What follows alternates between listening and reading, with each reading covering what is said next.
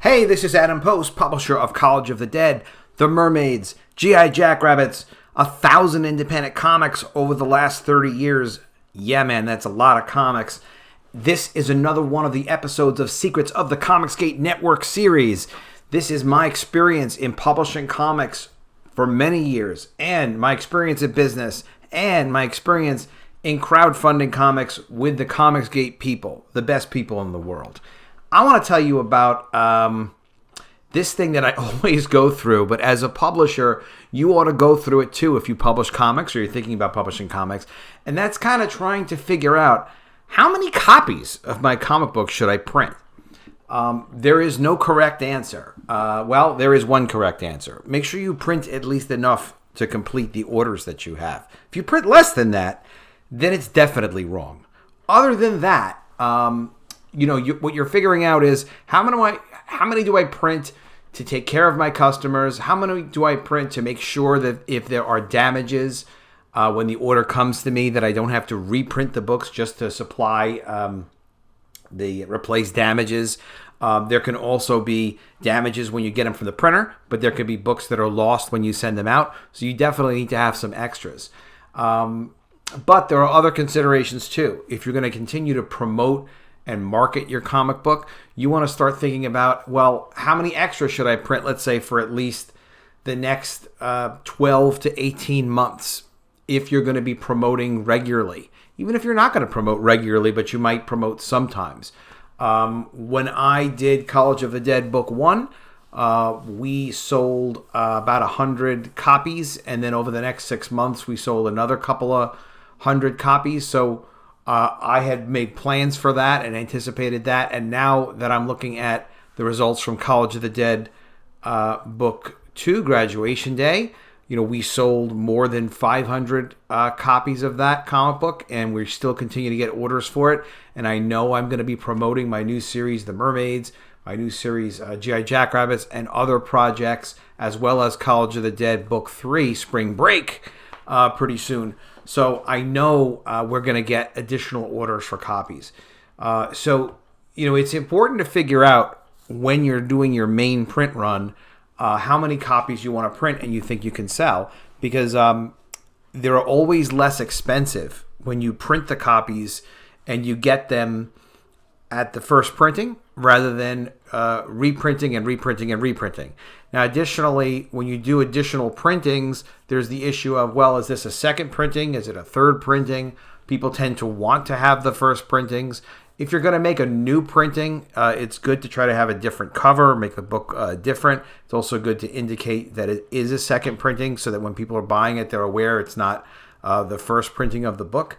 So there are a variety of reasons, but let's just focus on the issue of cost. All right, now I'm looking at mixam.com/comic books. This is their pricing calculator. Oh, if I haven't said so already, make sure you subscribe to the channel, click the bell for notifications, put comments below. What's your take on how many comics you should really print when you're going to go ahead and print your comic books? So this is based on 100 full color copies. Now, I've sold more than 100, but I wanted you to kind of get a sense of looking at the different costs per copy.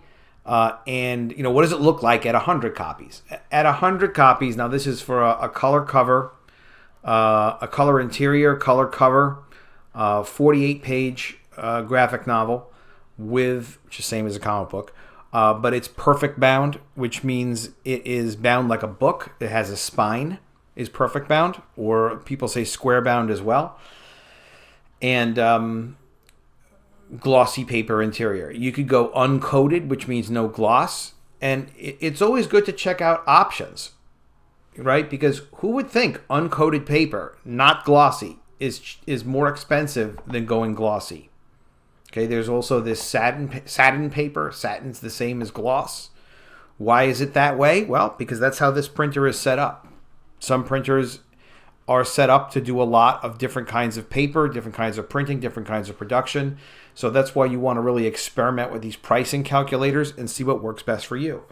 Well, we can see that 100 copies, okay, I also, just so you understand with this, there are varieties on paper stock. Sometimes, especially with publishers that want, I'm just trying to find the right way to say it, with new publishers, they'll go a lot of times with like the heaviest stock. You can do that. You can go with 100-pound interior stock. 80-pound is very nice. 70-pound is even nice. It's not a major cost difference, but at some point it really matters what's between the pages. It's not just like how heavy the cover stock is. Everybody's got, or the interior stock. This is a good stock for a cover stock, this 100-point cover, because it's like a card stock. It's a heavy-ish cover. It's not just a regular paper cover, but it's not extra heavy. So that's why I like that as a basic format. I also happen to like a really glossy cover. So I like to pick gloss lamination. You can put no finishing, and you'll see the gloss lamination is very nominally expensive. You could do spot UV and fancy stuff like this. It sometimes can look fantastic on a cover, and sometimes it's not that big a deal. But like, look at the difference. To print 100 copies with no cover finishing, or let's say spot UV, where that means certain parts of the image will be extra shiny, which can look very nice, but the cost of that is, what is it, $1,000? Don't do that. Really, in most cases, I've seen it done nicely, and it's like, okay, it's kind of nice, but it's like, really, at some point, people are going to read the comic. Make sure your comic is good. Make sure the story is good. Make sure the art is good. Make sure the production design is good. And overall, meaning the graphic design and the layout and the logos are good. Make sure it's all good as it can be. If you want to spend an extra $1,000 on spot UV, you can. You can also contact this company, Mixam, for samples of these things, and they'll let you know how to get samples. For me, I pick gloss lamination. So if you look at my cost per copy, for 100 copies, the cost is $5.68, $568 for 100. And it's being printed on this. This is important when they tell you what kind of printer they're using. HP Indigo 7600, color press is digital. This means they're using a digital press to print it, which means it's going to be an expensive per average copy when they're printing digital. And it also means that marginal copies, like extra copies for the next 100 copies, is going to be cheaper, but it's going to still be relatively expensive. When you're doing more quantity for, say, offset printing, that's when the marginal cost gets better. But to do it offset for the first 100 copies, you really can't, because there's too much setup cost involved with an offset press. Offset is when you think of, they don't have to be, but when you think of like the bigger printing presses, and digital printing is like when you would think with a smaller press, something like more similar to a desktop. It's not done on a desktop, but it is a smaller format press. So let's just put this down, right? So we're going to go 100 copies is $568, and our cost per copy is $5.68.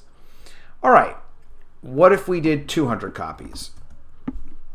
200 copies is $1,000 and $1,088.50. So let's take that and look at 200 copies. 1,088. Okay. Cost per copy has gone down, $5.44. So if you sold 100 copies of this book and you thought that, well, I'll probably sell another 100 over the course of a few months, then you could look at it and say, maybe you'd print 200 if you can afford it, if you have the money. Do I suggest you do that? Yeah, you should be promoting your stuff, produce an extra 100 and sell them. Now, Ethan Van Sciver suggests 25%. That's a good rough rule. You can kind of never go wrong with doing 25%. And even just to cover damages coming to you and damages out to your customers or lost shipments that you have to replace, 25% really is going to be your absolute minimum. Don't do 5%. Don't do 10%. Do 25% as an absolute minimum. So hopefully what's going to happen is you'll have less damages, and those will be your extra copies that you can sell. But take a look at this. 300 copies. All right. So now 300 copies is $14.93. Let's put that down. 300 copies is $14.93. All right. And my average cost per copy is $4.97. So it's starting to go down.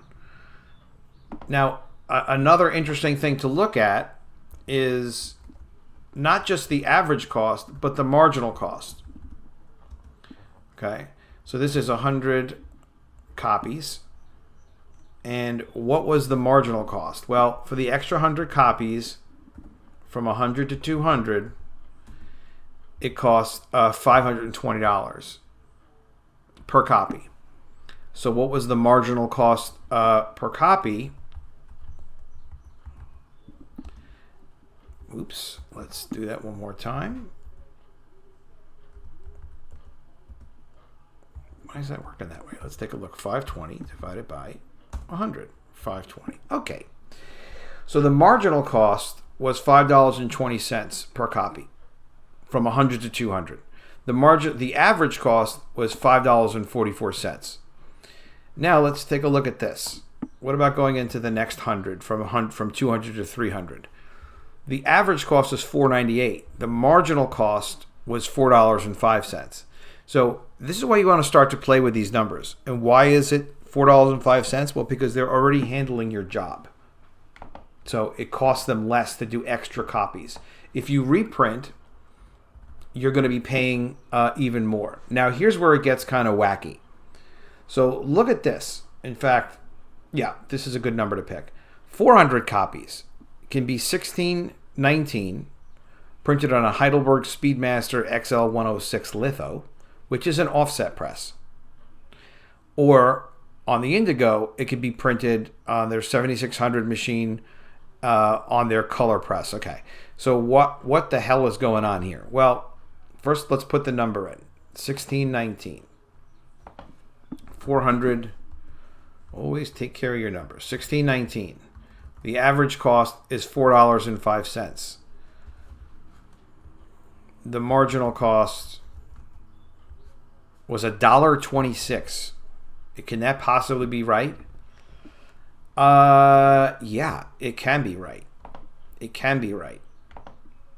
How? Why? Where? Well, because look, if you did it offset,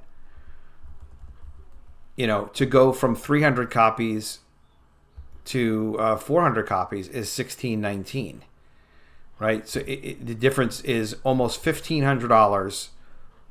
Okay, $14.93 is practically $1,500. 1619 is practically $1,600. So that's only like around $100 difference. $126 to be precise.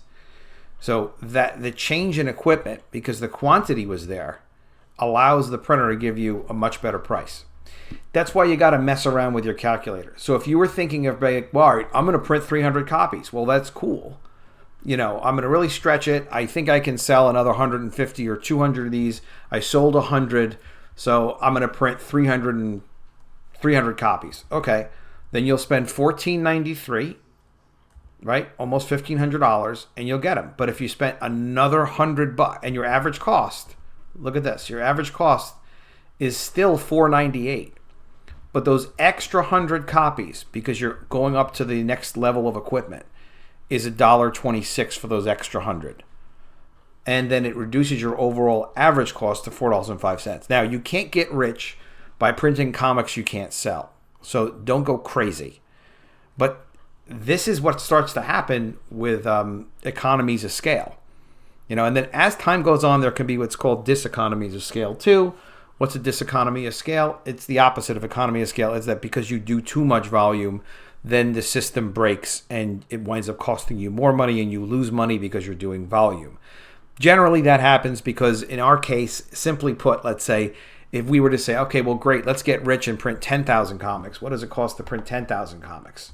Well, we'll print 10,000 comics. Okay.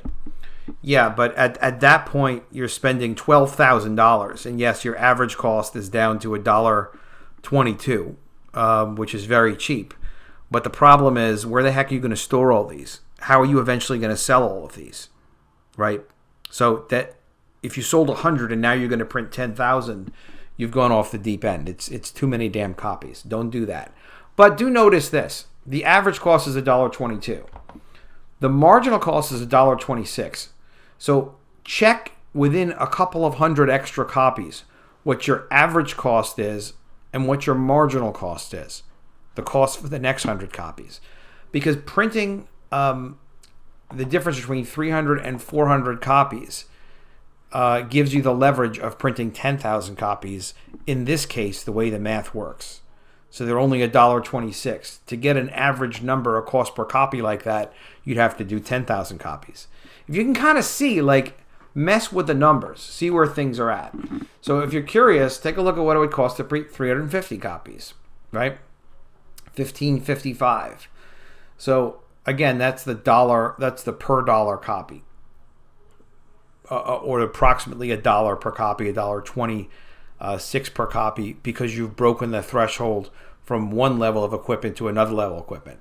Another thing you'll find if you study these numbers really carefully is that sometimes there's a blip in the matrix and the numbers actually work very much to your advantage. And sometimes things get weird and they're not as advantageous, like doing 1,200 copies versus doing 1,300 copies.